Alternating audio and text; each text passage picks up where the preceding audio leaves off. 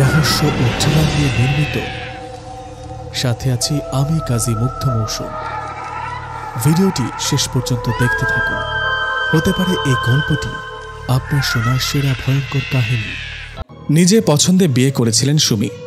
বর দীপ্ত তখন একটি মাল্টিন্যাশনাল কোম্পানিতে জব করলেও পরে তা ছেড়ে দেন। কী কারণে ছেড়ে দেন সে কথা তিনি সুমি বা আত্মীয় স্বজন কাউকে কখনো বলেননি। জব ছেড়ে দেওয়ার পর থেকেই তিনি রাতে ঠিক মতন ঘুমাতে পারতেন না। আচমকা ঘুম ভেঙে যেত। সুমিরও ঘুম হতো না। তাই অনেক ডাক্তার কবিরাজি দেখিয়েও কোনো লাভ হয়নি। আরেকদিন দীপ্ত ঘরে শুয়ে আছে। শুয়ে সুমির সাথে কথা বলছিল। বাইরে হালকা বাতাস, বারান্দায় দোলনা দোলে সে বাতাসে। হঠাৎ সেই দোলনায় চোখ গেলে দীপ্ত লাফিয়ে উঠে আয়াতুল কুরসি পড়া শুরু করে। সেদিন রাতেই প্রথম দীপ্ত সুমির কাছে মুখ খুলতে বাধ্য হয়। দীপ্ত সেদিন সেই সাদা পরীকে আবারও দেখে। অপরূপা সুন্দরী নীলিমা নাকি সেদিন ওই দোলনায় দোল খাচ্ছিল আর রূপের সব ঝলকানিতে হাস্যোজ্জ্বল মুখে দীপ্তর দিকে তাকিয়েছিল। যদিও সুমি তার কিছুই দেখেনি, কিন্তু নীলিমা নামটা শুনে সুমি অবাক। সে তার স্বামীকে জিজ্ঞেস করল, নীলিমা? নীলিমা না তোমার কলিগের নাম? দীপ্ত তখন বলল, হ্যাঁ, এই সেই নীলিমা। ও মানুষ না, ও একটা মেয়ে জিন, মানে পরী। আমার অফিসে ও জব করে। ও আমাকে পছন্দ করে, খুব বেশি করে। আমাদের বিয়ে হবার পর থেকে ও আমাকে আরও বেশি করে জ্বালাতন করে। আমার রাতে এই কারণে ঘুম হয় না। আমার কানের কাছে ফিসফিস করে বলে, তোর বউয়ের কোনো ক্ষতি করব না, কিন্তু তারপরেও তো তুই তোর বউকে ছেড়ে দে। আমার হিংসে হয় ওকে দেখলে। সুমি তখন কিছুই মেলাতে পারছে না। কিভাবে কি? সুমি দীপ্তকে বলল, দেখো দীপ্ত, আমি না ঠিক কিছুই বুঝে উঠতে পারছি না। কিভাবে কি? তুমি কি আমাকে একটু শুরু থেকে সব কিছু খুলে বলবে? দীপ্ত তখন শুরু করে, আমি তখন ক্লাস 7-এর ছাত্র। মামা মামির সাথে গিয়েছিলাম ভারতের দার্জিলিংয়ে। সেখানে 2 সপ্তাহ ছিলাম। খুব আনন্দে ঘুরে বেড়াচ্ছিলাম। দার্জিলিংয়ের অপরূপ সৌন্দর্যে আমি যখন বিমোহিত, আমাকে আরও বেশি বিমোহিত করে কিছু সুরেলা নারী কণ্ঠ। আমাদের ক্যাম্পিংয়ের পাশে একটু দূরে একদল নারী ক্যাম্পিং করে। হাঁটতে হাঁটতে আমি সেখানে পৌঁছালে ফিওনা নামক একজন নারী আমাকে ডাকে। আমি সরল মনে সেখানে গেলে আমাকে বসতে বলে। আমাকে তাদের রান্না করা অনেক খাবার খেতে দেয় ও আমার সাথে গল্প করে। গল্পে গল্পে অনেক সময় পার হয়ে যায়। এর মাঝেই আমার সাথে পরিচয় হয় নীলিমার। ওর আসল নাম ঠিক আমি মনে করতে পারছি না এখন। নীলিমা ছিল ওই মহিলার ছোট বোন। পরে মামি এসে আমাকে সেখান থেকে নিয়ে যায় অনেক রাত হয়ে যাবার কারণে। যাই হোক, পরদিন আবার সেখানে গেলে ওদেরকে আর খুঁজে পাইনি। আমি অনেকটা অবাক। মামিকে জিজ্ঞেস করলে বলে, ওরা হয়তো চলে গেছে, কিন্তু আমার মনে একটা খটকা লেগেই থাকে। আর ওদের রান্না করা খাবারের স্বাদ আজও আমার মুখে লেগে আছে। এরপর বাংলাদেশে ফিরে এলাম। সময়ের সাথে সাথে পড়াশোনা, এইটার বৃত্তি পরীক্ষা নিয়ে ব্যস্ত হয়ে গেলাম। ঠিক বৃত্তি পরীক্ষার আগের রাতে আমি ঘুমাতে যাব, সেই সময় আমার কানের কাছে মনে হলো কেউ যেন ফিসফিস করে কিছু বলছে। আমি প্রথমে আমলে না নিলেও পরের দিন আবার যখন হলো, আমি আম্মুকে বললাম। আমার মা আমার পাশে বসে কোরআন পড়তে লাগলেন। সে রাতে জানি না কোরআনের কারণে নাকি আমার মা পাশে থাকার কারণে ও আমার আর সামনে আসেনি। এটা যে ও, সেটা বুঝলাম আরও অনেক পরে গিয়ে। তখন আমি কেবল ক্লাস 9-এ ভর্তি হয়েছে, কোচিং শুরু করেছি। সেখানে এক মেয়েকে আমার ভালো লেগে যায়। সেই মেয়েও আমাকে পছন্দ করত। যেদিন এই মেয়েকে প্রথম প্রপোজ করি, সেদিন রাতে আমি খাবার খাওয়ার সময় রক্ত বমি করি। রাতে আমার মা পাশে ছিল বিধায় হয়তো কাছে আসেনি, কিন্তু 2 দিন পরে সে আমার কানের কাছে এসে আবার ফিসফিস করে তার পরিচয় জানালে আমি ধরতে পারি আমার সেদিনের সন্দেহ ঠিক ছিল। কেননা দার্জিলিংয়ে ওদের সাথে দেখা হবার পর থেকেই মনের কোনো এক কোণে এমন একটা ধারণা ছিল যে ওরা মানুষ না। ও তখন শুধু কানে কানে না, ধীরে ধীরে আমার স্বপ্নেও আসা শুরু করে। আমাকে বলতে থাকে আমি যেন কোনো মেয়ের সাথে ভাব না করি। ভাব বলতে প্রেম ভালোবাসা। সে হয়তো কোনো ক্ষতি করবে না, কিন্তু অনেক জ্বালাতন শুরু করবে, তাতে করে জীবন অতিষ্ঠ হয়ে উঠবে। পরদিনই মা বাবাকে সব খুলে বলি। তারা ভীষণ চিন্তিত হয়ে পড়েন। আমার মা এর সাথে কিছু ঘটনা ঘটে থাকলেও এমন কিছু কখনো হয়নি। আমার মায়ের ঘটনা আরেকদিন বলবো। আমার মা সেদিনই তার আপন চাচার বাড়িতে যান। তার চাচি হিন্দু ছিলেন চাচার সাথে বিয়ের আগে, আর চাচির মা ছিলেন তান্ত্রিক। সেই সুবাদে মায়ের চাচি কালো আর সাদা জাদুর অনেক কিছুই জানতেন। যদিও মানুষের উপকার ছাড়া অপকার কাউকে করেননি বলেই আমাদের বিশ্বাস। সেই বিশ্বাসেই আমার মা তার চাচিকে গিয়ে সব ঘটনা খুলে বললেন। আমার সেই নানি আমার জন্য কিছু পুরনো নিম পাতা দিয়ে দেন। সেগুলো আমার জামা বা প্যান্টের পকেটে গোজা থাকবে, তোষক কিংবা বালিশের নিচে, আমার স্কুল ব্যাগের নিচে। তো এইভাবে 2 দিন ভালোই যেতে না যেতেই খবর পাওয়া যায় যে আমার সেই নানি নাকি বোবা হয়ে গেছেন আর বেঘরে ঘুমোচ্ছেন। আমার বা আমাদের তো বুঝতে বাকি রইল না কে এমন মহৎ কাজ ঘটাচ্ছেন। আমি সেদিনই আমার চারপাশে থাকা সেই নিম পাতাগুলো ফেলে দিই অনেক দূরে। আমার সাথে আমার মা থাকা শুরু করেন। আমার মা যদিও মানসিকভাবে অনেক ভেঙে পড়েছেন। আমার সেই নানির ছেলে মেয়ে আমাদেরকে দুষতে থাকেন তাদের মায়ের এই করুণ অবস্থার কারণে। সেদিন রাতেই আমার মা স্বপ্নে দেখেন তাকে কেউ একজন একটা কাঁঠাল গাছের মগ ডালে তুলে নিয়ে গেছেন। সেখানে সে পেছন ফিরে আমার মাকে বলছে আমার মা যেন সব নিমপাতা আগুনে পুড়িয়ে ফেলে আর কখনো তার চাচির বাড়ির ধারের কাছেও যেন না যান। তখন আমি জানতে পারি আমার মায়ের কাছে আরও নিমপাতা ছিল। আমি ফেলে দেবার পরেও আমার নিরাপত্তার কথা ভেবে তার কাছে থাকা নিমপাতাগুলো আমার তোষকের নিচে রাখেন। মা স্বপ্নে পাওয়া নির্দেশ অনুযায়ী সব আগুনে পুড়িয়ে দেন। আর সেদিনই চাচির বাসায় যান দেখা করে আসতে। যদিও মানা ছিল কিন্তু তারপরেও যান। গিয়ে দেখেন তার চাচি আবার কথা বলতে পারছেন এবং সম্পূর্ণ সুস্থ। আমার মা তাদেরকে বলে আসেন যে আবার কবে কখনো এই বাড়িতে আসতে পারবেন কিনা আর ক্ষমা চেয়ে আসেন। আমার ওই নানি আমার মাকে বললেন, মা নিজের পরিবারকে সাবধানে রাখিস। এই মেয়ে জিন কম বয়স্কা আর খুব জেদি, তোর ছেলেকে পাগলের মতো ভালোবাসে। জানি না তোর ছেলে এই জীবনে কখনো বিয়ে করতে পারবে কিনা। আমাদের বাসাটা কেমন যেন নিশ্চুপ হয়ে যায়। আমার মা আর কোনো পদক্ষেপ নিতে ভয় পায়। আমার বাবা তার ব্যবসা বাণিজ্য নিয়ে ব্যস্ত থাকলেও শুধু আমার জন্য অনেকটা সময় বাসাতেই থাকতেন। আমার স্কুলে যাওয়া একরকম বন্ধ ছিল কিছুদিন, তারপর আবার স্কুলে যাওয়া শুরু করি। কয়েক মাস খুব ভালোই চলছিল, সব কিছু আবার স্বাভাবিক হয়ে আসে। দেখতে দেখতে নিউ 10-এ উঠলাম। 9-এর মিড টার্ম রেজাল্ট খারাপ হলেও ফাইনালে ভালো হয়। ক্লাস 10-এর প্রথম ক্লাসে নতুন একটা মেয়ের আগমন। তার বাবা নাকি সরকারি কর্মকর্তা, তাই হঠাৎ বদলির কারণে আমাদের স্কুলে সে ভর্তি হয়েছে। তখনও নতুন মেয়েটাকে দেখিনি। প্রথম ক্লাস বলে 4 পিরিয়ড হবার পরেই আমাদের ছুটি হয়ে গেল। ঠিক যে মুহূর্তে স্কুলের গেট থেকে বের হচ্ছি, এক পা গেটের এপাশে আর এক পা বাইরে, এমন সময় একটা মেয়ে আমাকে ধাক্কা মেরে বের হলো। আমি কিছু বলবো বলে সামনে তাকাতে দেখি সে পেছন ফিরে আমাকে চোখ মেরে চলে গেল। আমি তার মুখখানা দেখে কয়েক সেকেন্ড থ মেরে দাঁড়িয়ে রইলাম। আমার মনে হয় 15 থেকে 20 সেকেন্ডের কম হবে না। আমার বন্ধু এসে আমার চোখের সামনে তার হাত নাড়ালে আমার সংবিত ফিরে আসে। আমি বাকরুদ্ধ হয়ে পড়ি। কিছু বলার শক্তি যেন সব হারিয়ে গিয়েছে। দর্শকবৃন্দ হয়তো ধরতে পেরেছেন ইতোমধ্যে, সেই মেয়ে আর কেউ না, স্বয়ং নীলিমা, যাকে কিনা এই দীপ্ত সেই সময় থেকে আরও 2.5 বছর আগে দার্জিলিংয়ে দেখেছিল। তো আমরা আবার দীপ্তর জবানে ফিরে যাই। যাই হোক, স্বাভাবিক হতে আমার আরও কয়েক ঘন্টা লেগেছিল। আমি আমার মায়ের কাছে পুরো ব্যাপারটা লুকিয়ে গেলাম। কেন জানি না, আমি ওকে দেখার পর থেকে অন্যরকম একটা অনুভূতির মাঝে হারিয়ে যাই। যতদূর মনে হয় আমি ওই দেখাতেই হয়তো ওর প্রেমে পড়ে যাই। আমি একটা মুহূর্তের জন্য ওকে ভুলতে পারছিলাম না। এদিকে মা কিছুটা আঁচ করতে পেরে আমাকে জিজ্ঞেস করে আমাকে আবার কোনোভাবে সে জ্বালাতন করছে কিনা রাতে। আমি না বোধক উত্তর দিই। মাকে খুব ইচ্ছে করছিল বলে দিই, কিন্তু তাদের দুশ্চিন্তার কথা ভেবে আমি কিছুই বলি না। পরদিন ক্লাসে গেলাম, ওকে দেখলাম সামনের সিটে বসা। ওকে দেখে আমার হার্টবিট যেন থেমে যাচ্ছিল। আমি ঠিক কি করব বা কি করা উচিত বুঝে উঠতে পারছিলাম না। যে কিনা আমার কানের কাছে ফিসফাস করত আমার সাথে রিমার সম্পর্ক নষ্ট করার মূলে আমার মায়ের চাচিকে বোবা করে রেখেছিল কয়েকদিন, আমার মা বাবাকে অশান্তিতে রেখেছিল, আমার কত রাতের ঘুম কেড়ে নিয়েছিল বা এখনও নিচ্ছে। তাকে সামনে পেয়ে আমার কি করতে মন চাইছিল তা না হয় প্রকাশ করলাম না। তারপর আবার এখানে মিথ্যা পরিচয় নিয়ে এসেছে, যাতে সে জিন জাতি এ কথা আমি ছাড়া তো আর কেউ জানেও না, কাউকে বলতেও পারবো না। তাছাড়া সবচাইতে দুঃখের সংবাদ হলো যে এই আমি আবার তার প্রেমে হাবুডুবু খাচ্ছি বলে মনে হচ্ছে। সেদিন টিফিন পিরিয়ডে স্কুল ক্যান্টিনে বসে আমি একা একাই খাচ্ছিলাম। আমার বেস্ট ফ্রেন্ড দুটো যমজ ভাই ওরা আসেনি, তাই কেন জানি মন বলছিল সে আসবে। সে মানে সে, আমার আতঙ্ক। তার কথা ভাবতে ভাবতে দেখি সে খাবার নিয়ে আমার পাশে এসে বসেছে। সে নিজের থেকে আমার বাটিতে তার আনা কিছু খাবার দেয়। তাকিয়ে দেখি সেই খাবার যা কিনা দার্জিলিংয়ে খেয়েছিলাম। আমি অনেকটা ভয়ে ভয়ে খেলাম সেই স্বাদ, যা ভোলার নয়।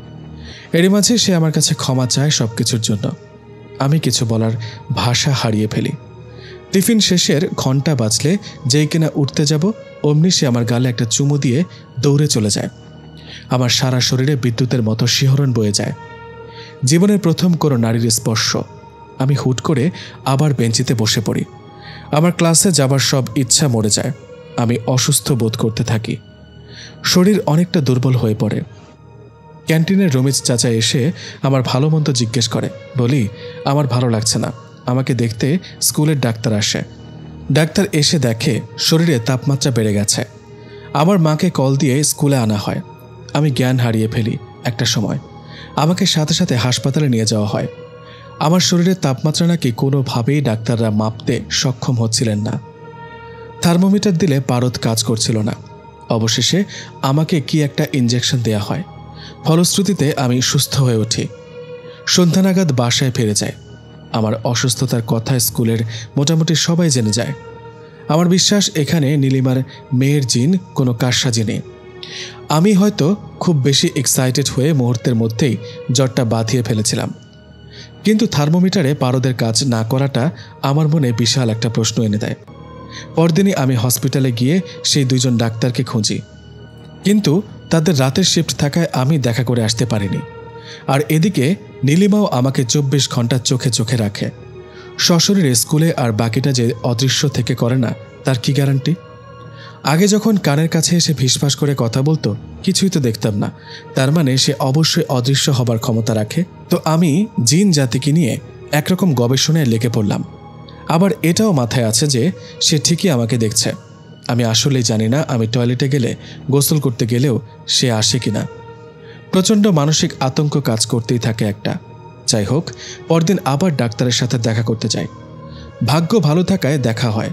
আমার ভালো মন্দ জিজ্ঞেস করে দেখা করতে চাইবার হেতু জিজ্ঞেস করেন। আমি উল্টো জিজ্ঞেস করি, সেদিন আমার জ্বর মাপার সময় পারদে কাজ করছিল না কেন? ডাক্তার আমার প্রশ্ন শুনে থ মেরে যান। এমন একটা ভাব দেখান যে তিনি আকাশ থেকে পড়লেন। কিন্তু নিজেকে সামনে নিয়ে আমাকে যা বললেন তা শোনার জন্য আমি মোটেও প্রস্তুত ছিলাম না। ডাক্তার আমাকে নিয়ে বারান্দায় গেলেন। পকেট থেকে সিগারেটের প্যাকেট বের করে একটা গোল্ড লিফ ধরালেন। ধরাতে ধরাতে বললেন, আমি যখন খুব বেশি টেনশনে থাকি তখন সিগারেট খাই। তার মানে বুঝতেই পারছো যে আমি কতটা টেনশনে আছি কিছু একটা নিয়ে। কাউকে বলতেও পারছি না, আবার নিজের মাঝেও রাখতে কষ্ট হচ্ছে। তুমি এসে খুব ভালো হলো। আসল কথায় আসি, প্রথমবার তোমার জ্বর ঠিক মতনই মাপি। যখন তোমার গাল থেকে থার্মোমিটার বের করব তখনই দেখি পারদ ভেতরে গলে যেতে লাগলো। আমার পকেটে ছিল আমার ব্যক্তিগত থার্মোমিটার। সেটা দিলে পারদ শুধু উপরে উঠতেই থাকে। আমার যে হ্যালুসিনেশন হচ্ছিল না সেটা আমি নিশ্চিত। তোমার জ্বর 104 ডিগ্রি ছাড়িয়ে যায়। আমার মাথা নষ্ট হয়ে যায়, কি করব বুঝে উঠতে পারি না। কেননা এমন হুটহাট করে জ্বর যদি 104 ডিগ্রি ছাড়িয়ে যায় তাহলে ব্রেইন ড্যামেজের একটা সমূহ সম্ভাবনা থাকে। তোমার দায়িত্ব আমার কলিগের হাতে দিয়ে আমি টয়লেটে গেলে জীবনের দ্বিতীয় শকটা খাই। যখনই বের হতে যাব দরজা মাত্র খুলেছি আর পেছন থেকে ঘাড়ে আচমকা স্পর্শতে আমার শিরদাঁড়ায় আতঙ্কের স্রোত বয়ে যায়। পেছন ফিরে তাকাতে দেখি একটা ছোট্ট বাচ্চা আমার হাতে একটা প্যাকেট এগিয়ে দিচ্ছে। আমার মনে হচ্ছিল কেউ আমাকে নিয়ন্ত্রণ করছে। আমার নিজের মাঝে আমি ছিলাম না। আমি প্যাকেটটা হাতে নিতেই বাচ্চাটা টয়লেটের ভেন্টিলেটর দিয়ে উঠে নিমিষে উধাও হয়ে গেল। সেটা ছিল তৃতীয় শক। তৃতীয় তলা থেকে একটা বাচ্চা মেয়ে লাফিয়ে পড়ল, অথচ আমার কোনো ভাবান্তর হলো না। আমি সোজা তোমার বেডের কাছে গেলাম, গিয়ে প্যাকেটটা থেকে ইঞ্জেকশনটা বের করে তরলের একটা নির্দিষ্ট পরিমাণ তোমার কোমরে পুশ করলাম। আমার কাছে ছিল না কোনো ইনস্ট্রাকশন। আমি জানি না সেটা কি। আমাকে দিয়ে যেন কাজটা কেউ করিয়ে নিল। এর কয়েক মিনিটের মধ্যে তুমি সুস্থ হয়ে উঠলে। আমি সেই থেকে স্বাভাবিক হতে পারছি না। আমি জানি না এর কি ব্যাখ্যা আমি দেব, কাকেই বা কি বলবো। কাউকে কিছু বললে আমাকে যে পাগল বলবে তা নিশ্চিত। ওটার পরে আমি সাথে সাথে উদ্ভ্রান্তের মতো নিচে চলে যাই। নিশ্চিত হই কেউ পড়ে গিয়ে মরেছে কিনা। না, তেমন কিছু ছিল না। আমি ওনাকে জিজ্ঞেস করলাম, সেই ইঞ্জেকশনটা কোথায়? ফেলে দিয়েছেন নাকি আপনার কাছে আছে? উনি তখন বাচ্চাদের মতো করে ইয়েস ইয়েস বলে চিল্লিয়ে উঠলেন। হ্যাঁ, ওটা আমি সিস্টারকে দিয়েছিলাম। আর সিস্টার যদি ফেলে না দিয়ে থাকে তাহলে অবশ্যই আছে। আর ডাক্তারের অনুমতি ছাড়া কোনো কিছু ফেলে দেয়া মানা এখানে। উনি যখনই যেতে যাবেন আমি ওনাকে থামিয়ে বললাম, আঙ্কেল আমাকে তো যেতে হবে, তো আমিই যাই। কাল আবার আপনার সাথে মিট করব। তবে আপনাকে এইটুকু নিশ্চিত করে যাচ্ছি, আপনার কোনো ক্ষতি হবে না। আপনি একটুও চিন্তিত হবেন না। কিন্তু এটা নিয়ে বেশি ঘাটাঘাটি করতে যাবেন না। আপাতত শুধু সিরিঞ্জের ব্যাপারটা দেখুন। আমি বাসায় চলে এলাম। ক্লান্তির কারণে ঘুমিয়ে গেলাম। ঘুম থেকে উঠেই শুনি আমার বাসায় আমার ক্লাসমেট এসেছে। ড্রয়িং রুমে নাকি বসে আছে। ঘুম থেকে উঠতে পারলাম না, বুকটা ধুক করে উঠল এই কথাটা শুনে। কিন্তু ড্রয়িং রুমে গিয়ে দেখি আমার বন্ধু হানিফ এসেছে আমার কাছে কেমিস্ট্রির প্র্যাকটিক্যাল খাতা নিতে। আজকাল আমার কেন জানি মনে হয় আমার বাবা মা বাদে আর সবাই মানুষ না, জিন ভূত লাগে সবাইকে। এর মধ্যেই হঠাৎ করে বলা নেই কওয়া নেই আমার বাড়িতে পরদিন আমার মায়ের সেই চাচি হাজির। শুক্রবার ছুটির দিন। আমার কাজ বলতে শুধু হাসপাতালে ডাক্তারের সাথে দেখা করা। কিন্তু মাকে কি বলে যাব জানি না। মায়ের চাচি এসে মাকে বলে, তুই না হয় আমাদের বাড়িতে যেতে পারিস না, কিন্তু আমি তো আসতে পারি তোদেরকে দেখতে, নাকি? এসে উনি আমার ব্যাপারে কোনো কথাই তুললেন না। আমি কিছুটা অবাক হলেও বুঝলাম আমার এই নানি ভালো একটা শখ পেয়েছেন। তো নানিকে বাসায় পৌঁছে দিতে আসবো এই ছুতোয় আমি বের হলাম। আমি ওনাকে বাসায় দিয়ে সোজা হাসপাতালে চলে গেলাম। গিয়ে শুনি উনি নাকি আজ ডিউটি থাকা সত্ত্বেও হাসপাতালে আসেননি। আমি একটু অবাক হই যখন শুনি 12 বছরের চাকরিতে এই প্রথম নাকি এমন হয়েছে। আমার কেন জানি খুব টেনশন হচ্ছিল ডাক্তার সাহেবকে নিয়ে। বাসায় এলে মা জিজ্ঞেস করে দেরি হবার কারণ। বললাম আসার পথে এক বন্ধুর সাথে দেখা, তাই আর কি। মাকে মিথ্যে বললাম। আসলে বলতে বাধ্য হলাম। রাতে ক্লাসের পড়াশোনা বাদ দিয়ে জিন সম্বন্ধে ঘাটাঘাটি শুরু করলাম। প্রথমে কোরআন শরীফ নিয়ে পুরো সূরা জিনের বাংলা অনুবাদ ও তাফসির পড়লাম। তাদের ব্যাপারে অনেক কিছুই জানলাম, যদিও আমার সাথে যা হচ্ছে এর সাথে তেমন কোনো মিল নেই। রাতে তাড়াতাড়ি শুয়ে পড়লাম। শুয়ে শুয়ে হঠাৎ করে মাথায় এলো, কেমন হয় আমি যদি মনে মনে নীলিমাকে ডাকি, সে কি আসবে? যেমন ভাবনা তেমন কাজ। যদিও আচমকা কাউকে দেখতে হবে কিনা এমন ভেবে ভয় করছিল খুব। আমি মনে মনে অনেক সময় ধরে ওকে ডাকছিলাম। ডাকতে ডাকতে কখন যে ঘুমিয়ে যাই সেটা টের পাইনি। যাই হোক, সকালে মায়ের ডাকে ঘুম ভাঙল। স্কুলে গেলাম। গিয়ে দেখি নীলিমা আসেনি। এখন স্কুলে তার না আসাটাও চিন্তার বিষয়। আমি পড়াশোনায় কোনোভাবেই মন বসাতে পারছিলাম না। চোখে মুখে অন্ধকার দেখতে লাগলাম। স্কুল গেট থেকে বের হতে দেখি ডাক্তার আঙ্কেল। সালাম দিলাম। উনি এসে কিছু না বলে হাতে একটা প্যাকেট দিয়ে দ্রুত পায়ে হেঁটে আবার চলে গেলেন। আমি পেছন থেকে ডাক দিলাম, তিনি কিছুই শুনলেন না। আমি স্কুলের পাশে শিশু পার্কে গিয়ে বসলাম। প্যাকেট খুলে দেখি সেই সিরিঞ্জ আর একটা কাগজ বা চিরকুট, সেখানে লেখা, দীপ্ত, তুমি আর আমার সাথে দেখা করতে এসো না প্লিজ, ভালো থেকো। আমি বাসায় এসে সাথে সাথে গোসলে ঢুকে পড়লাম। গোসলখানার আয়নায় নিজের খালি শরীরটা দেখে আঁতকে উঠলাম। আমার সারা শরীরে লাল কালো কামড়ের দাগ, যেটাকে কিনা লাভ বাইট হিসেবে অভিহিত করা হয়ে থাকে। সব কিছু মিলিয়ে আমার মাথা ঘুরতে থাকে। আমি মাথা ঘুরে পড়ে যাই। আমার আসলে সেই সময় বা সেই 15 থেকে 16 বছর বয়সে এত মানসিক চাপ নেওয়ার মতো ক্ষমতা ছিল না। আমি গোসল করে বের হচ্ছি না দেখে আমার মা দরজা ধাক্কাতে থাকেন। পরে প্রতিবেশী চাচাকে ডেকে এনে দরজা ভেঙে দেখেন আমি নগ্ন অবস্থায় মেঝেতে পড়ে আছি। শরীরের কোথাও জখম না হলেও মাথায় প্রচণ্ড ব্যথা পাওয়ার কারণে আমার 2 চোখের দৃষ্টিশক্তি অনেক কমে যায়। ফলে আমাকে চশমা নিতে হয়। এই ঘটনার আকস্মিকতার পরে দীপ্ত মানসিকভাবে সুস্থ হয়ে পড়ে। দীপ্তকে নিয়ে তার মা বাবা কানাডাতে শিফট হয়ে যান। তার আর ম্যাট্রিক পরীক্ষা দেওয়া হয়ে ওঠে না সে বছর। দীপ্তর নতুন পরিবেশে উন্নতি দেখে প্লাস সেই মেয়ে জিনের আর উপস্থিতি না থাকায় ওর বাবা মা একমাত্র সন্তানের জীবনের কথা চিন্তা করে পুরোপুরি কানাডাতে শিফট হয়ে যান। দীপ্ত সেখানে স্কুলে ভর্তি হয়। নতুন জীবনে নতুন পরিবেশে খাপ খাইয়ে নিতে থাকে। নামাজ কালাম শুরু করে। প্রতিটা মুহূর্তে সে তার আল্লাহর কাছে বলতে থাকে, আল্লাহ, তুমি আমাকে রক্ষা করো, ও যেন আর ফিরে না আসে জীবনে। আমার টয়লেটে পড়ে যাওয়ার কথা শুনে আমার মায়ের চাচি সবার আগে আমাকে দেখতে আসেন। তিনি আসলে আমাদের অনেক খেয়াল রাখতেন আগে থেকেই, আর আমাকে খুব ভালোবাসতেন। উনি এসে আমার শরীরের দাগ দেখে আমার মাকে পাশের ঘরে ডেকে নিয়ে যান। অনেকক্ষণ পরে এসে জেনেছিলাম ওই মেয়ে জিন হয়তো আমার সাথে শারীরিক মিলনের চেষ্টা করেছিল ঘুমের মধ্যে, যেটা আমি টের পাইনি। শারীরিক মিলন যে করেনি সেটা নিশ্চিত না, করতেও পারে। নানি গত শুক্রবারে একবার এসেছিল মায়ের কাছে। আমার মা এসব কথা অনেক পরে বলেছিলেন যে নানি মূলত আমার মায়ের কাছে একটা অনুমতি নিতে এসেছিলেন। আমার নানি যেহেতু কালো জাদু সাদা জাদু করতে পারেন, তাই প্রায়ই তার কোনো না কোনো জিনের আশ্রয় নেওয়া লাগত। এভাবেই সুষমা বংশের জিনের একটা গোত্র এক স্ত্রী জিনের সাথে আমার নানির নাকি বন্ধুত্ব হয়।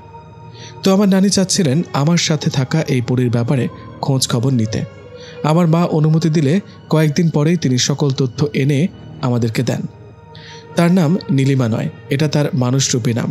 তার আসল নাম আলিনা। বয়স 900 বছর। মানুষের বয়সে তার বয়স কনভার্ট করলে 15 থেকে 16 হবে। বাবা স্বগোত্রের উচ্চপদস্থ কর্মকর্তা, মা পেশায় ডাক্তার। তারা 2 বোন, কোনো ভাই নেই। বড় বোন পেশায় শিক্ষিকা। এখন কি করে তাকে আমার জীবন থেকে সরানো যায় সেটাই বড় কথা। আমার মা সে সময় নাকি আমার সেই নানির পায়ে পড়েছিলেন আমার জন্য কিছু করতে। একমাত্র সন্তান বলে কথা। আমার নানি তার পরী বন্ধুর সাথে কথা বললে সে হয়তো আলিনার বা নীলিমার বড় বোনের সাথে কথা বলে দেখতে পারে। আসলেই তিনি কথা বলেন এবং আলিনার বড় বোন আশ্বস্ত করেন যে এমনটা আর হবে না। যাই হোক, এত কিছুর পরেও আমি সেই থেকে মানসিকভাবে অসুস্থ হয়ে পড়ি। আমার চোখের দৃষ্টিশক্তি কমে যাবার কারণে আমার আরও বেশি খারাপ লাগত। আমরা সপরিবারে কানাডায় চলে আসি। এখানে আসার পর থেকে নতুন পরিবেশে আমার ভালো লাগতে থাকে। যদিও আমার সেবারের পরীক্ষা দেওয়া হয় না, তার মধ্যে পরিবারও আমার ভবিষ্যতের কথা চিন্তা করে আর দেশে না যাওয়ার সিদ্ধান্ত নেয়। আমি এখানেই হাই স্কুলে ভর্তি হই। জীবনে অনেক পরিবর্তন আসতে শুরু করে। ধর্মের মাঝে ঢুকে যাই। এর মধ্যে একবার সপরিবারে দেশে যাই। দেশে গিয়ে 1 মাস থাকি। এত কিছুর পরেও আমি ডাক্তার আঙ্কেলের কথা বলিনি। আপনারাও হয়তো সেই ডাক্তারের কথা বলেননি। আপনাদের এমনকি আমারও জানার প্রচণ্ড আগ্রহ ওনার অবশেষে কি হয়েছিল বা উনি কেমন আছেন। কেননা যেদিন তিনি দীপ্তকে সিরিঞ্জটা দিতে এসেছিলেন সেদিন কিন্তু তিনি স্বাভাবিক ছিলেন না। আর হ্যাঁ, মনে রাখবেন, দীপ্ত কিন্তু তখন অনেক বড় হয়েছে। ক্লাস 10-এ পড়ে না। সে তখন টরন্টো ইউনিভার্সিটির 2nd ইয়ারে। তো চলুন বাকিটা দীপ্তর মুখেই শোনা যাক। আমি মেডিকেলে যাই। গিয়ে শুনি উনি নাকি চিটাগং মেডিকেল কলেজে ট্রান্সফার হয়ে গেছেন নিজের থেকেই। বাসায় এসে মা বাবাকে সেদিন ডাক্তার আঙ্কেলের সাথে ঘটা সব কিছু খুলে বলি। তারা খুব কষ্ট পান। আমি তাদেরকে বলি আমি ওনার সাথে একটু দেখা করতে চাই, তোমরাও চলো। আমরা পরদিন বিমানে করে চিটাগংয়ের উদ্দেশ্যে রওনা দিই। ওনার বাসা খুঁজে পেতে কষ্ট হয়নি। এত বছর পরে আমাদেরকে দেখে একটু চমকে উঠলেও উনি খুশি হন। উনি ওনার স্ত্রী ছেলে মেয়ের সাথে পরিচয় করিয়ে দেন। এই সেই আলাপের পরে আমরা মূল কথাতে আসি। এই টপিকে আসাতে উনি একটু অখুশি হন। বলেন, এতদিন পরে আবার কি আমার জীবনে নতুন সমস্যা নিয়ে এলেন? এমন প্রশ্নে আমরা একটু ভ্যাবাচাকা খেয়ে যাই। তারপর উনি নিজেই নিজেকে সামলে নিয়ে বলেন, দেখুন আমি খুবই লজ্জিত এভাবে রিয়্যাক্ট করে বসাতে, কিন্তু কি করব বলুন, আমার সাথে যা হয়েছে তা আজও আমার মেনে নিতে কষ্ট হয় এবং ওসব আজও আমার দুঃস্বপ্নে আসে। ওনার 2 চোখে তখন কান্না ছলছল করছে।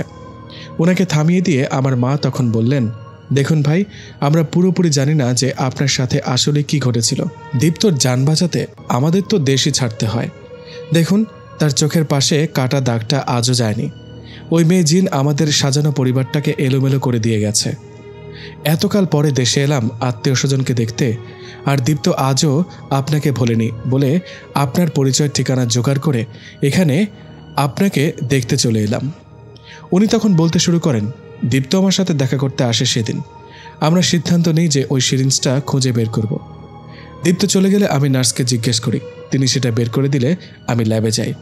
ল্যাবের চাবি সাথে করে না নিয়ে আসাতে আর ওদিকে ইমার্জেন্সি পেশেন্ট থাকায় আমার আর সেদিন বিকেলে ল্যাবে ঢোকা হয়নি। মূল উদ্দেশ্য ছিল সিরিঞ্জের ভেতরে তরল পদার্থটা কি সেটা বের করা, কেননা সেটাই ওকে মুহূর্তের মধ্যে সুস্থ করে তুলেছিল। আর কিভাবে ওটা আমার কাছে এসেছিল সে কথা দীপ্ত তো আপনাদের বলেছে। যাই হোক, রাতে আমার বাসায় ফেরার তাড়া ছিল না অতটা। রাত 12টায় ডিউটি শেষ করে আমি নিচতলার ল্যাবে যাই। ল্যাবে ঢোকা মাত্র তখনও লাইট জ্বালাতে পারিনি, আর অমনি একটা সাদা ছায়া আমার সামনে এসে হাজির। আমি তার মুখ দেখেছিলাম, দেখতে অপরূপা সুন্দরী। আমি অমনটা দেখে সাথে সাথে ধূপ করে মেঝেতে পড়ে যাই। তখন সে হাত বাড়িয়ে আমার হাত থেকে সিরিঞ্জটা নিয়ে বলে, এটা আমার মায়ের তৈরি, আপনার কোনো অধিকার নেই এসবের নাক গলাবার। আপনাকে যে কাজ দেওয়া হয়েছিল তা আপনি করছেন বলে আমি অনেক খুশি। এখন এটা আপনি আগামীকাল দীপ্তকে দিয়ে আসবেন। ওর স্কুল ছুটির সময় কোনো কথা বলবেন না, দিয়ে সোজা আবার গাড়িতে এসে বসে পড়বেন।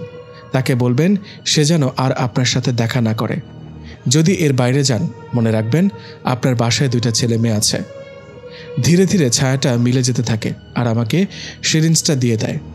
আমি সেদিন রাত থেকে ভুগছি, অন্ধকার কোথাও যেতে পারি না।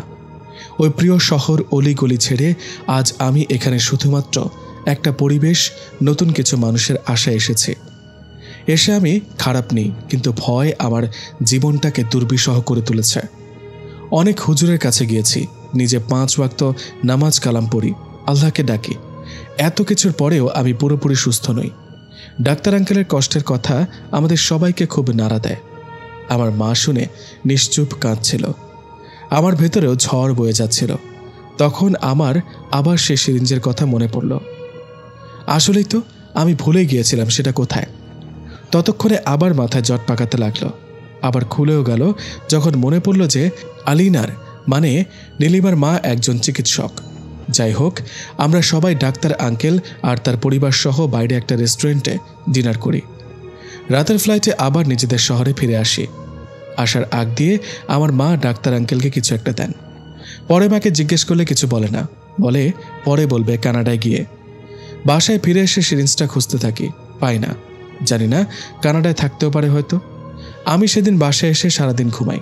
সেই বিছানা, সেই ঘর যেখানে আলিনা একসময় আমার কানের কাছে এসে ফিসফিস করত। পরদিন আমার সেই নানির বাড়িতে বেড়াতে যাই। নানির সাথে আমার অনেক কথা জমে আছে। আমাকে আজ জানতেই হবে কি করা হয়েছিল যে আলিনা গত 5 বছরে আর একবারও আমাকে বা কাউকে জ্বালাতন করেনি। এই রহস্য গত 5 বছর ধরে আমার মাথায় ঘুরছে। আমার মা কখনো আমাকে বলেনি, কিন্তু আমার বিশ্বাস নানি আমাকে ঠিকই বলবেন। আমার নানিকে বসার ঘর থেকে ডেকে নিয়ে বাইরে আসি। তাদের বাড়ির পেছনে একটা জামরুল গাছ আছে, তার নিচে এসে বসি। নানির সিক্সথ সেন্স বেশি হওয়াতেই কিনা জানি না, বসার পরপর আমাকে জিজ্ঞেস করলেন আমি আলিনার ব্যাপারে কিছু জানতে চাই কিনা। বললাম হ্যাঁ। তো বল কি কি জানতে চাস। নানি, আজ কয়েক বছর হয়ে গেল সে আর আমাকে বা আমাদের জ্বালাতন করে না। যতদূর জানি তোমার জিন বন্ধু নাকি তার বোনের সাথে কথা বলে ব্যাপারটাকে একটা ইতি টেনেছে। আসলে ঘটনাটা কি এতটুকুই নাকি আরও বেশি কিছু? এত পাগল একটা পরী এত সহজে শুধু বোনের কথাতে হাল ছেড়ে দিল? ব্যাপারটা আমার কাছে সবসময় একটু রহস্যময় থেকে গেছে। আজকে একটু বলবে আসলে এর মাঝে আর কিছু কি আছে যা আমি জানি না? নানি একটা দীর্ঘশ্বাস ফেলে কথা বলা শুরু করলেন। তুই হয়তো জানিস না আলিনা কোন গোত্রের পরী। ওরা সাদা গোত্রের। মানুষের মাঝে যেমন কালো সাদা নিয়ে ভেদাভেদ আছে, ওদের মাঝেও আছে। আর সাদা গোত্রের পরীরা মানে সাদা পরীরা দেখতে অত্যধিক সাদা এবং সুন্দরী হয়ে থাকে। এদের মাঝে খুব সাধারণ একটা ব্যাপার হলো এদের জেদ অনেক বেশি। সুতরাং বুঝতেই পারছো জেদের বশে এরা অনেক কিছুই করে ফেলতে পারে। জিনদের শক্তি নির্ভর করে বাবা মায়ের ওপরে। কিছু জিন থাকে যারা একসাথে উড়তে পারে, আবার রূপ পরিবর্তনও করতে পারে। কিছু আছে যারা শুধু উড়তেই পারে। কিছু আছে যারা পানির নিচে চলাফেরা এমনকি বসবাসও করে। আর কিছু আছে খাটো প্রজাতির দুষ্ট জিন। এরা জাতিগতভাবেই দুষ্ট বা শয়তান প্রকৃতির। বেশিরভাগ ইফরিত জিনই এই খাটো প্রজাতির। আমি নানিকে জিজ্ঞেস করি ইফরিত কি বা কারা। নানির উত্তর ছিল এমন যে ওরা হলো শয়তানের অন্তর্ভুক্ত, ইবলিসের খাস চামচা। নিজ ও মানব জাতির মাঝে এরা সংশয় ও সমস্যা তৈরির মূলে। আবারও জিজ্ঞেস করি তুমি যে বললে এসব শক্তি বাবা মায়ের ওপরে নির্ভর করে, সেটাই বা কিভাবে? নানি বলেন এটা খুব সাধারণ রে গাধা। ধর কোনো জিন বাবার যদি উঠতে পারার ক্ষমতা থাকে, আবার জিন মায়ের যদি পানিতে চলাচলের ক্ষমতা থাকে, তাহলে সে ওই 2 গুণী কিংবা নির্দিষ্ট একটা গুণের অধিকারী বা অধিকারিণী হবে। তাহলে এই আলিনা কি শক্তির অধিকারিণী? আলিনা শক্তির খাতিরে খুব বেশি শক্তিশালী। সে একই সাথে উড়তে পারে, পানিতে চলাচল করতে পারে, আবার আংশিকভাবে রূপও পরিবর্তন করতে পারে। এই মেয়ে যদি কালো জাদু রপ্ত করে বসে শয়তানের প্ররোচনাতে, তাহলে সে মানুষকেও নিয়ন্ত্রণ করতে পারবে। তো যার এত ক্ষমতা তাকে কি করে থামালে সেই কথাতে আসো এবার। তাকে থামানো এত সহজ ছিল না। তার বোন যখন তাকে এসব করতে মানা করল, সে তার বোনের কথা পুরোপুরি অগ্রাহ্য করে। এরপর এই বিচার যায় তার মায়ের কাছে। সাদা পরীরা বা জিনেরা তাদের মায়ের কথার অবাধ্য হতে পারে না। কেউ অবাধ্য হবার সাহসও নাকি রাখে না।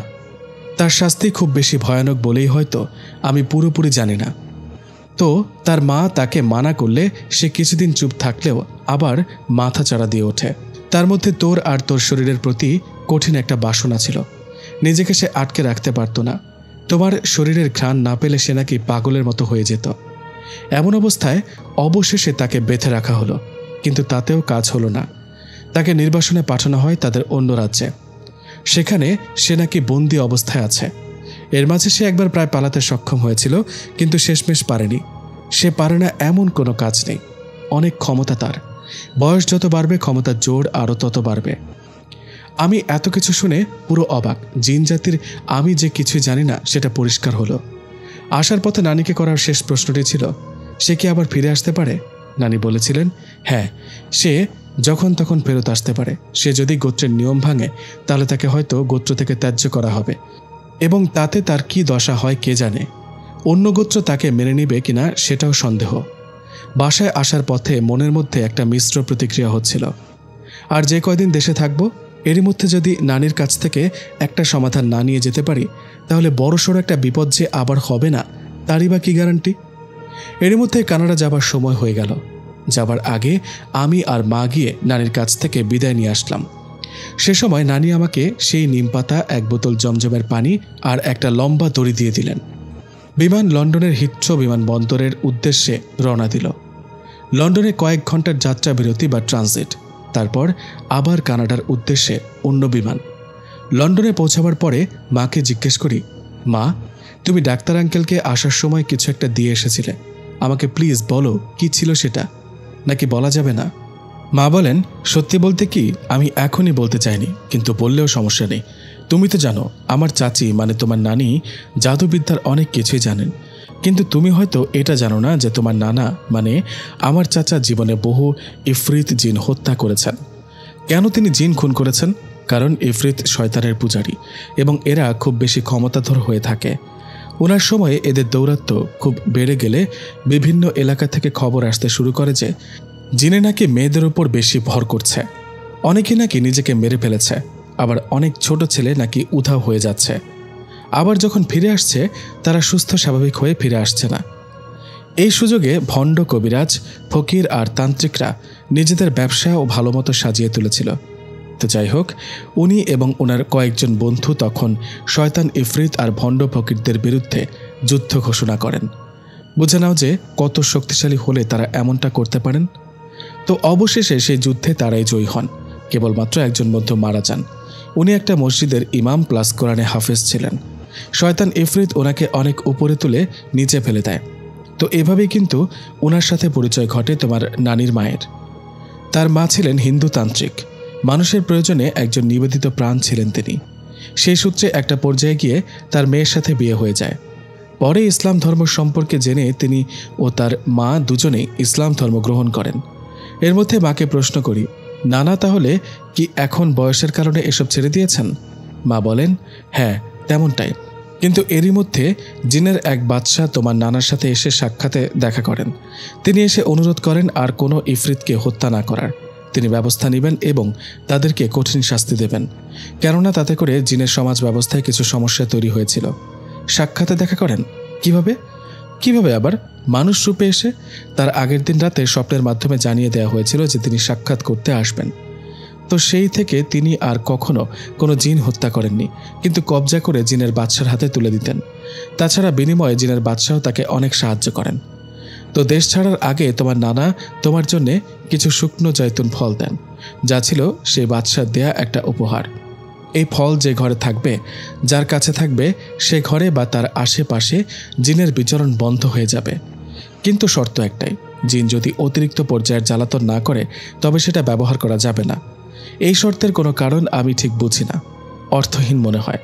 যাই হোক, আমি সেই শুকনো জৈতুনের কিছুই ডাক্তার সাহেবকে দিয়ে এসেছি।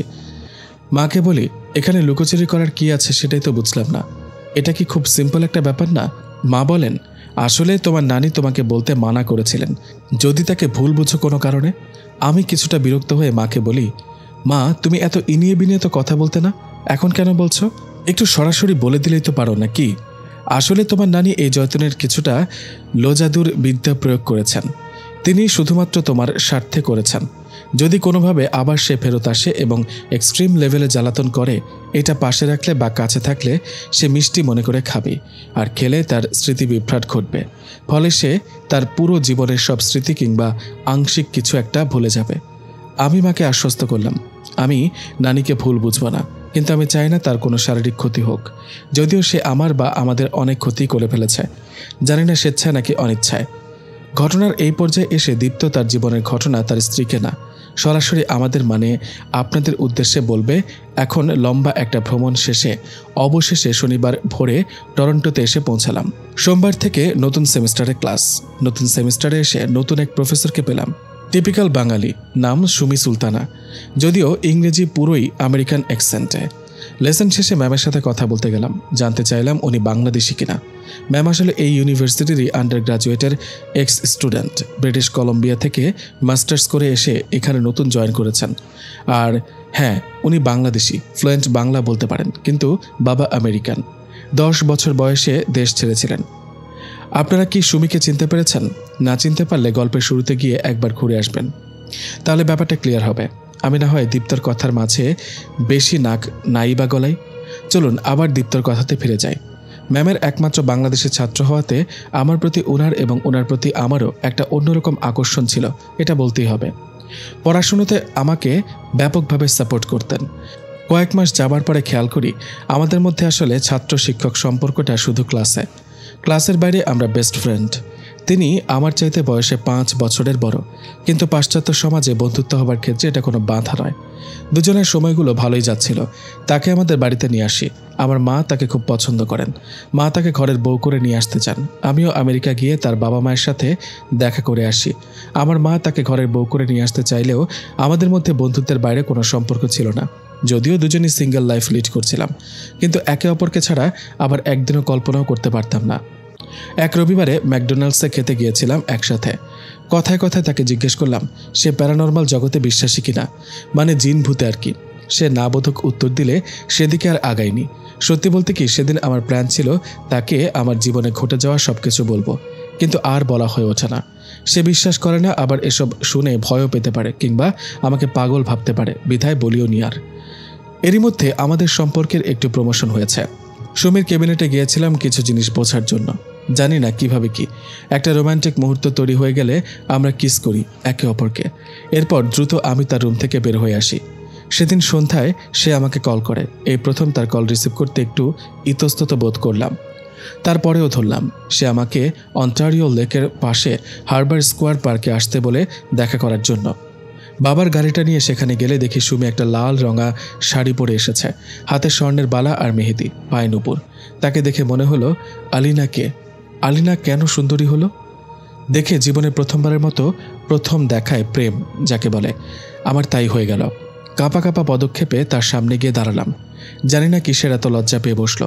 আমি তার দিকে তাকালাম। কোকড়ানো চুল, লিপস্টিকবিহীন গোলাপি ঠোঁট, কানে বড় বড় দুল। কি মনে করে জানি না, হয়তো ভালোবাসার টান আর আবেগেই তাকে জড়িয়ে ধরে ঠোঁটে ঠোঁট বসিয়ে দিলাম। সুমিও আমার আলিঙ্গনে সাড়া দিল। হঠাৎ করে বলা চলে আমাদের সম্পর্কের শুরু হলো। আমাদের দিনগুলো খুব ভালোই কাটছিল। এরপরে আরও 1.5 বছর কেটে যায়। আমার ব্যাচেলর তখন প্রায় শেষের দিকে। ইন্টার্ন করতে যাই ওয়ালমার্ট কানাডা এর আইটি ডিপার্টমেন্টের মিসিসাউগা শহরে, যদিও সেটা অন্টারিওতে। আমার বাসা থেকে বেশি দূরে না। কী বার ছিল সেদিন জানি না। আচ্ছা, মনে পড়েছে, শনিবার, ছুটির দিন। আমি আর সুমি গিয়েছি মার্কেটিং করতে ইয়াটন সেন্টারে। ক্রিসমাসের সময় যাচ্ছে, বেশ ভিড়। আমরা অর্ধেক কেনাকাটা শেষ করে রেইজের শোরুম পার হচ্ছিলাম। পার হবার সময় হঠাৎ আমার নজর ভেতরে গেল। কাউন্টারে খুব পরিচিত একটা মুখ। একটু পেছনে ফিরে তাকালাম, তাকিয়ে দেখি সেই চিরচেনা মুখ। আমি হন্তদন্ত হয়ে বাড়ি ফিরলাম। আসছে বছর আমি আর সুমি বিয়ের প্ল্যান করছি।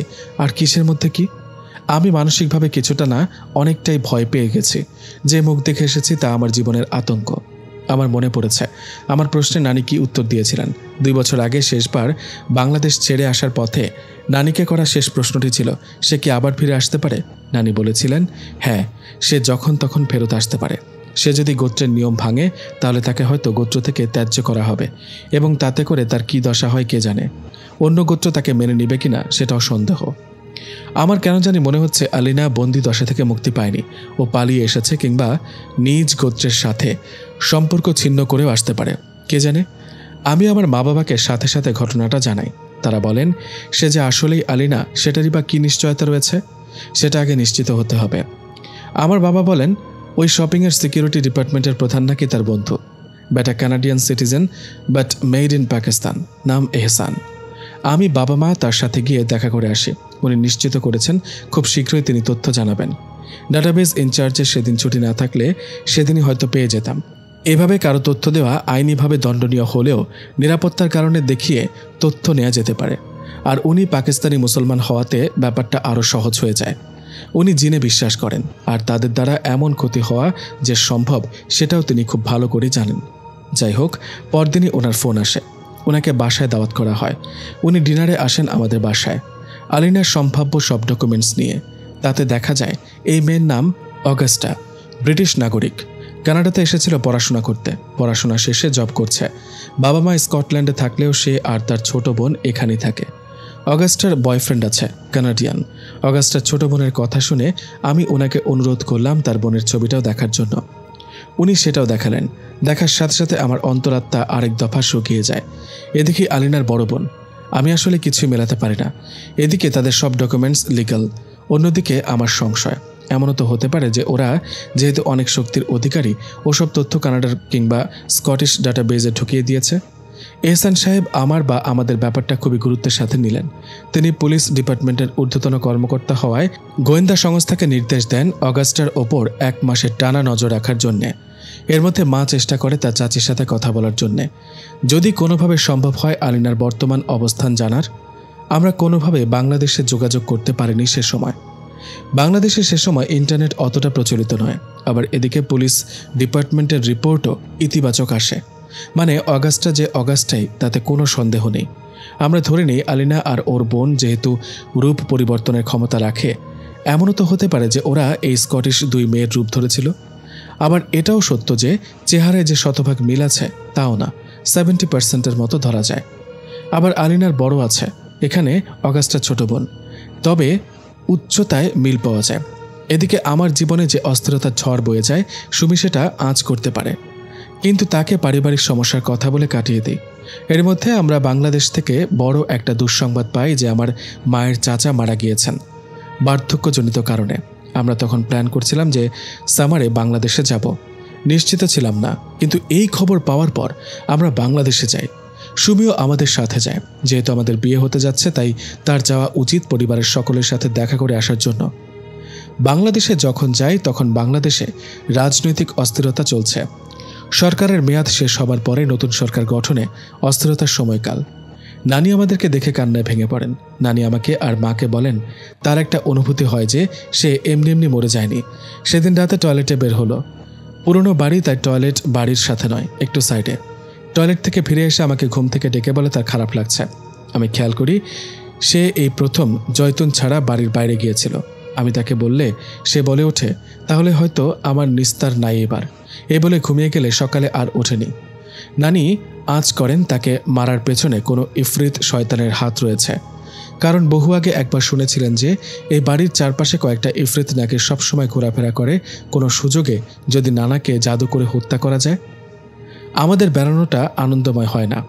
এদিকে নানির এই অবস্থা থাকায় আমরাও তাকে আর আলিনার ব্যাপারে কিছু জিজ্ঞেস করিনি।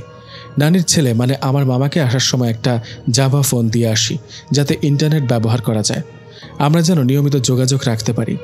নানি আর মামাকে বলে আসি তাদের ইচ্ছে হলে তারা যে কোনো সময় কানাডা আসতে পারে, আমরা নিয়ে আসব। মামা যেহেতু ইলেকট্রনিক্স নিয়ে পড়াশোনা করেছেন, তার জবের অভাব হবে না, শুধু ইংরেজিটা বলতে পারলেই হবে। কিন্তু তারা আসতে চায় না কানাডাতে। আমরা আবার ফিরে আসি।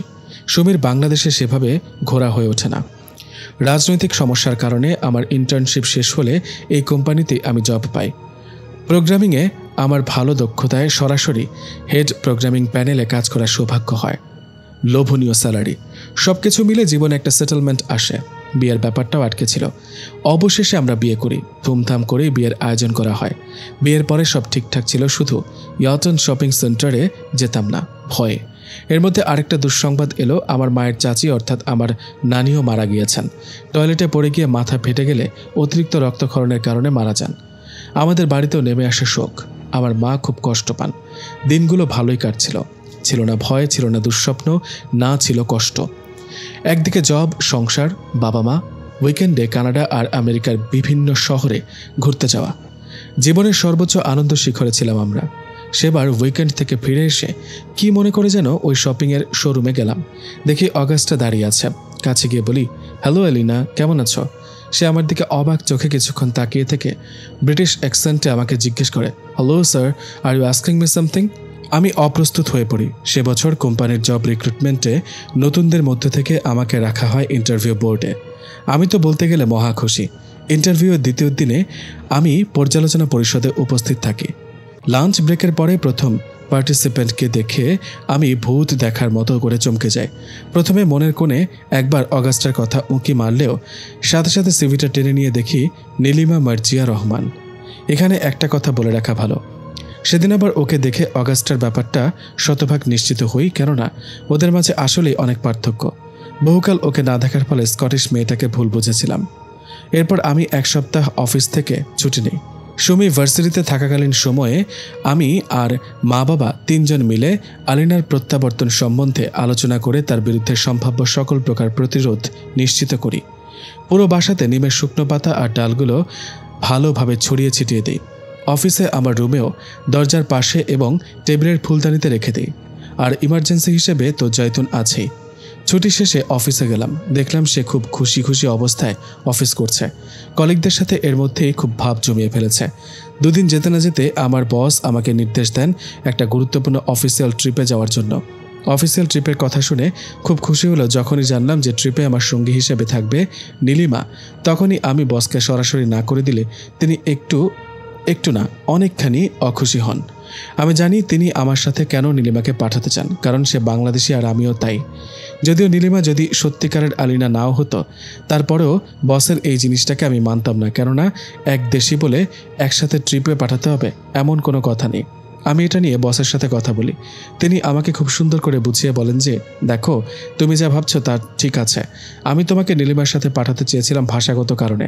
হয়তো তোমরা তাতে করে ট্রিপটা আরও বেশি এনজয় করতে। এখন বলো যাবে কিনা তুমি? আমি তখন ফাঁটা বাঁশের চিপায়। আমাকে 1 মাসের জন্য সাসপেন্ড করা হয়। বস করেন, কথায় আছে বিপদ যখন আসে সব দিক দিয়ে আসে। একদিন বাসায় এসে দেখি আমার আর সুমির ঘরের সব নিমপাতা উধাও। আমি তো অবাক। এরই মধ্যে সুমির ফোন। আচ্ছা দীপ্ত, বাসায় এত নিমপাতা কেন বলো তো? কী জবাব দেবো ঠিক বুঝে উঠতে পারছিলাম না। জিজ্ঞেস করলাম, কেন, কি হয়েছে বলো তো? কি আবার? ভার্সিটি আসার আগে দেখি বিছানার নিচে কি সব পোকা, জীবনেও দেখিনি। ম্যাট্রেস উঠিয়ে দেখি কিছু পোকা সেসব নিমপাতা খাচ্ছে। আমি সেগুলো দেখে স্টোর রুমে রেখে এসেছি। এই বলে কল কেটে দিল। ক্লাসের সময় হয়ে গিয়েছিল তাই। আমি বাসায় তখন একা। বাবা মা একটু ঘুরতে গিয়েছিলেন এক প্রতিবেশীর বাড়িতে। বাসার যেখানে যেখানে নিমপাতা ছিল সব বের করলাম। দেখি সেই পোকাতে পুরো বাসা ভরে গিয়েছে।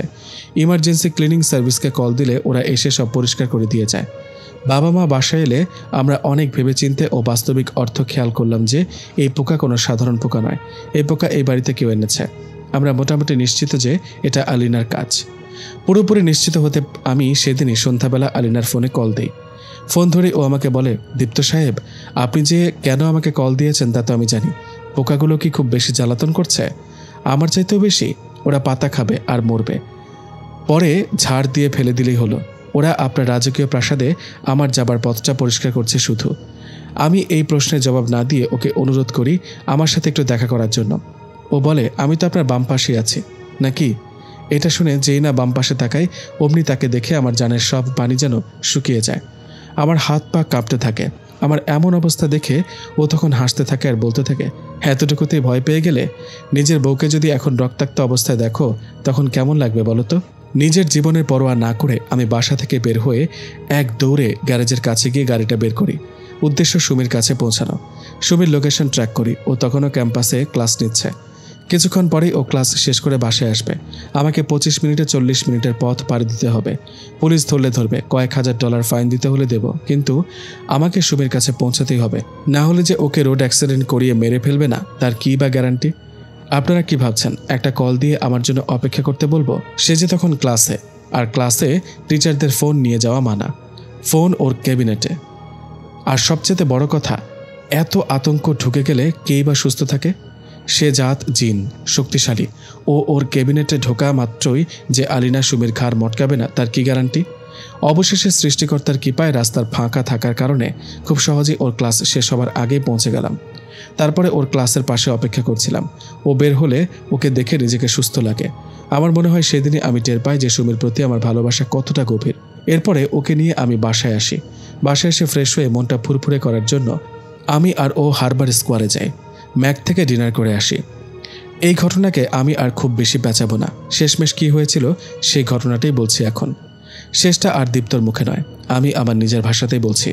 সুমি মূলত আমার বন্ধু। তিনি এসেছিলেন একটা ফটো এক্সিবিশনে নেদারল্যান্ডসের রাজধানী আমস্টারডামে। তো সেই এক্সিবিশন বা পুরো ইভেন্টের আমি ছিলাম হেড ফটোগ্রাফার।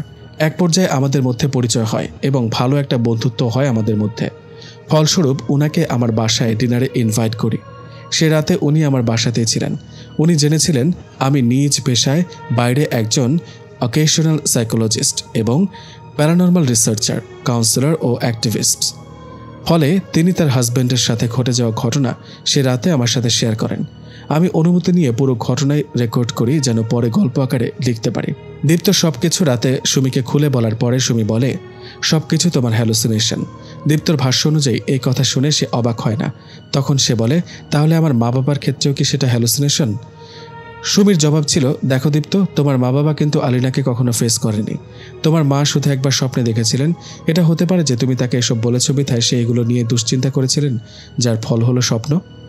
কিন্তু যখনই সুমিকে দীপ্ত তার নানা নানির কথা বলে ও শরীরের দাগগুলো দেখায়, তখন সে চুপ হয়ে যায়। পরদিনই দীপ্তর শাশুড়ি কল দেন। তিনি ফোন করে বলেন, বাবা, আমি সুমির কাছ থেকে সবকিছু শুনেছি। তুমি পারলে একটু ডাক্তার দেখাও আর এই শনিবার আমার বাসায় এসো। দীপ্ত বাধ্য স্বামীর মতো সুমির সাথে ডাক্তারের কাছে যায়। ডাক্তার তার মেডিকেল সায়েন্সের কী কী ব্যাখ্যা দিবেন তা দীপ্ত জানত। তারপরেও শুধুমাত্র সুমিকে খুশি করার জন্যই যাওয়া। কারণ দীপ্ত জানত যে সুমি শেষমেশ সব কিছুই বিশ্বাস করতে বাধ্য হবে। চিরন্তন সত্য বলে কথা। অবশেষে দীপ্ত আর সুমি দুজনেই কোনো এক শনিবার আমেরিকা যায় শাশুড়ির সাথে দেখা করার জন্য। শাশুড়ি বলেন, শোনো, আমার এক বন্ধু আছে এখানে, সে আফ্রিকান, কবিরাজি করে থাকেন। তার সাথে দীপ্ত কথা বলুক একটু। আসলে এই ব্যাপারটা কি ধরবার জন্যে। আসলে সুমি আর তার মায়ের কাছে পুরো ঘটনাটা নতুন বলে, নতুন অবস্থায় কোনো কিছুকে মানুষ যেভাবে মূল্যায়ন করে তারাও সেটাই করেছিলেন। দীপ্ত শুধু দেখছিল কোথাকার জল কোথায় করায়। তো সেই কবিরাজ দীপ্তকে একটা বৃত্তের মধ্যে বসতে বলেন। বসার পরে দীপ্তর চারিপাশে লোহার আর বারুদের গুঁড়া ছিটিয়ে দেন। এরপরে তিনি দীপ্তর মুখ বরাবর বসে একটা বই খুলে কিছু পড়তে থাকেন। সুমি আর সুমির মা একটু সাইডে বসে সব কিছু দেখছিল। কবিরাজ পড়তেই থাকেন, কিন্তু কিসের কি? 15 মিনিট পার হবার পরেও কোনো সারা শব্দ নেই। 20 মিনিট পার হবার পর হঠাৎ করে দীপ্তর চারিপাশে থাকা বারুদগুলো জ্বলে ওঠে। দীপ্ত ভয়ে সেখান থেকে বের হয়ে আসতে চাইলেও বের হতে পারে না, যেন অদৃশ্য কিছু তাকে বাধা দিচ্ছিল। কবিরাজ এক পর্যায়ে গিয়ে দূরে ছিটকে পড়েন, যেন তাকে ফুটবল কিক করার মতো করে কিক করেছে কেউ। তার মাথা ফেটে রক্ত বেরোতে থাকে। ইমার্জেন্সি কল দিলে অ্যাম্বুলেন্স আসে, সাথে পুলিশও আসে। পুলিশ এসে ওদেরকে থানায় নিয়ে যায় আর কবিরাজকে এমন কিছু চর্চার কারণে পরবর্তীতে জেলে ভরে। শেষে কথোপকথনে সেই কবিরাজ ওদেরকে বলে, আমি যা দেখেছি তা আগে কখনো দেখিনি। নারী জিন যে এত শক্তিশালী হতে পারে সেটাও জানা ছিল না। এটাও বলে তার কাছে এর কোনো প্রতিকার নেই। এই কথোপকথন হয় ওরা যখন ওনাকে হাসপাতালে দেখতে যায় তখন। পুলিশ ওদেরকে ওয়ার্নিং দিয়ে ছেড়ে দিয়েছিল আর কবিরাজকে জেল থেকে বের করতে সাহায্য করে সুমির মা। সুমি তার ভুল বুঝতে পারে এবং বিশ্বাস করতে আরম্ভ করে যে হ্যাঁ, এই জগতের বাইরেও আরেকটা অদেখা জগৎ আছে আর সে জগতে জিন বলে কিছু একটার অস্তিত্ব রয়েছে। যাই হোক, এরপরে আলিনা যেন আরও ক্ষিপ্ত হয়ে ওঠে। দীপ্তকে কোনোভাবেই ঘুমাতে দিচ্ছিল না রাতে। সুমিকেও মাঝে মধ্যে জ্বালাতন করত, যেমন গোছানো ঘর অগোছালো করে ফেলত, ওর কাপড় চোপড় বাইরে ফেলে দিত, ওর জিনিসপত্র এদিক সেদিক করে রাখত ইত্যাদি। একদিন সুমি আর দীপ্তর মাঝে ঝগড়া হয় এসব নিয়ে। কেন সে বিয়ের আগে এসব বলেনি। দীপ্ত তখন ওকে বোঝায় যে সে অনেকবার চেষ্টা করেছে কিন্তু বলতে পারেনি, কেননা সে তো এগুলোতে বিশ্বাসই করেনি কখনো। সুমির ছেলে মানুষই আচরণে দীপ্ত খুব রেগে গিয়ে খুব জোরে একটা ধমক দিলে কান্না করতে করতে সুমি জ্ঞান হারায়। কোনোভাবেই ওর জ্ঞান ফিরে আসছিল না দেখে ইমার্জেন্সি কল করা হয়। পরে হাসপাতালে নিয়ে চেক আপ করে দেখা যায় সুমি প্রেগনেন্ট। পরিবারে এই খবরে একই সাথে খুশির একটা আমেজ তৈরি হয়, আবার একটা অদৃশ্য আতঙ্ক ঘিরে থাকে সবার মনে। কেননা আলিনার উপদ্রব ক্রমাগত বেড়েই চলছিল। কিছুদিনের মধ্যেই আলিনা তার সবচেয়ে মারাত্মক ভুলটা করে বসে, যেটা খোলা চোখে অপরাধের সামিল। আর তার এই অপরাধটাই দীপ্ত ও তার পরিবারকে বাধ্য করে সবচেয়ে কঠিন পদক্ষেপটা নিতে। তো কি করেছিল আলিনা? সেদিন বিকেলে ভার্সিটি থেকে ফিরে এসে সুমি গোসলে যায়। বাসায় তখন শুধু ওর শাশুড়ি। দীপ্ত আর ওর বাবা বাইরে, শাশুড়িও ঘুমোচ্ছিল। গোসলে ঢোকার পরে একটা মুহূর্তেই আলিনা বাথরুমের লাইট জ্বালাতে নেভাতে থাকে। ও ভয় পেয়ে যায়, খুবই স্বাভাবিক। পরে লাইটটাই অফ হয়ে যায়। ওর সারা শরীরে তখন শাওয়ার জেলের ফেনা আর মাথায় শ্যাম্পু। শাশুড়িকেও ডাকতে পারছে না, তিনি ঘুমাচ্ছেন। তাছাড়া ডাকলেও শোনা যাবে না, তাই নিজেই বাধ্য হয়ে কোনো রকমে চোখ টাওয়াল দিয়ে মুছে দরজা খুলে আলো জ্বালাতে যায় কিংবা বের হয়ে আসতে চায়। মেঝে তখন শাওয়ার জেল আর শ্যাম্পুতে পিছলে হয়ে আছে। দরজার কাছে আসার পথেই ও পিছলে মেঝেতে পড়ে যায়। ভারী শরীরের পুরো চাপটাই পড়ে ওর হাতের উপরে। ফলাফল সুমির হাত ভেঙে যায়। সুমির ভাগ্য ভালো ছিল, এর কয়েক মিনিটের মধ্যেই দীপ্ত আর ওর বাবা বাসায় ফেরে। ওকে দ্রুত হাসপাতালে নিয়ে যাওয়া হয়। হাতটা পেটের নিচে পড়ার কারণে বাচ্চার কোনো ক্ষতি হয় না। এরপরে দীপ্তর মনের অবস্থাটা কতটা ভয়ঙ্কর এবং আক্রমণাত্মক হতে পারে সেটা আন্দাজ করে নিন। সুমির হাতের অপারেশনটা হয়ে গেলে দীপ্ত ঠান্ডা মাথায় বাসায় ফেরত আসে। এসে একবার মায়ের ঘরে যায়, আলমারিটা খোলে। সেখান থেকে সে একটা জয়তুন হাতের মুঠিতে নিয়ে নেয়। এরপরে নিজের ঘরে গিয়ে আলিনাকে ডাকতে থাকে। বাসায় দীপ্ত একা। দীপ্ত ডাকে সে আসে। দীপ্ত আর তার কথোপকথনটা ছিল ঠিক এমন: সুমির সাথে যা কিছু হয়েছে তার জন্যে তুমি দায়ী কিনা? হ্যাঁ, আমিই দায়ী। আমার মূল ইচ্ছে ছিল ওকে একটু জ্বালানো, যেমনটা আমি করে থাকি। কিন্তু এর ফলাফল যে বরাবরের মতো এতটা ভয়ানক হবে তা আমি বুঝতে পারিনি। যাই হোক, অনেক হয়েছে। তোমার উপস্থিতি আমাদের জন্য আতঙ্কের। তুমি আমার বা আমাদের জীবনে খারাপ বই ভালো কিছু নিয়ে আসোনি। তোমার পাগলাটে ভালোবাসার এই দুনিয়াতে কোনো দাম নেই। এখন বলো, তুমি আমার বা আমার পরিবারের পিছু ছাড়বে কিনা? না, আমি তা করতে পারবো না। আমি আমার গোত্র ছেড়ে তোমার কাছে এসেছি। এসে দেখি তুমি বিয়ে করেছ। আমি কখনোই তা মেনে নিতে পারি না। আমি বহুবার তোমাকে বলেছি তুমি সুমিকে ছেড়ে দাও। আমি ওকে তোমার পাশে মেনে নিতে পারি না, কিন্তু তুমি শোনোনি। আমাকে কেন তোমার কথা শুনতে হবে বা মানতে হবে? আমি চাই তুমি আমার চারিপাশে আর না থাকো। তুমি আজ আর একটু হলেই আমার বউ আর বাচ্চাকে মেরে ফেলতে গিয়েছিলে। তুমি আমার অবচেতনে আমার সাথে শারীরিক সম্পর্ক করেছিলে। অস্বীকার করতে পারো? কিছু অস্বীকার করি না। আমি শুধু চাই তুমি আর সুমি আলাদা হয়ে যাও। তাতে করে সুমি আর তোমাদের বাচ্চাও ভালো থাকবে। এসব শুনে দীপ্তর মাথায় রক্ত উঠে যায়। ঠিক তখনই মুঠো করে রাখা হাতটা সে খোলে। এরপরে আরও 8 বছর পার হয়ে গিয়েছে। সুমি আর দীপ্ত এখন নিউ ইয়র্কে থাকে। সেদিনের পর থেকে অনেক সুখের সংসার তাদের, আতঙ্কবিহীন, ফিসফাসবিহীন। আর এখন যদি বাথরুমের লাইট কেউ নিভিয়েও দেয়, তবে সেটা আলিনা নয়, সেটা দীপ্ত আর সুমির ঘর আলো করে আসা ছোট্ট মেয়ে অ্যাঞ্জেলা। দীপ্ত তার হাতের মুঠি খোলার পরে আলিনার কি হয়েছিল শেষে এসে একটুখানি রহস্য রেখে দিলেও পরবর্তীতে বলা হয়েছিল, আসলে তোমার নানি এই জয়তুনে কিছু কালো জাদুর বিদ্যা প্রয়োগ করেছেন। তিনি শুধুমাত্র তোমার স্বার্থে করেছেন। যদি কোনোভাবে আবার সে ফেরত আসে এবং এক্সট্রিম লেভেলে জ্বালাতন করে, এটা পাশে রাখলে বা কাছে থাকলে সে মিষ্টি মনে করে খাবে, আর খেলে তার স্মৃতি বিভ্রাট ঘটবে। ফলে সে তার পুরো জীবনের সব স্মৃতি কিংবা আংশিক কিছু একটা ভুলে যাবে। যেহেতু ওই জৈতুনে কালো জাদু করা হয়েছিল, সেহেতু ওর সামনে ওটা বের করা হলে সে ওটার ঘ্রাণে হোক আর যেভাবেই হোক খেতে বাধ্য ছিল।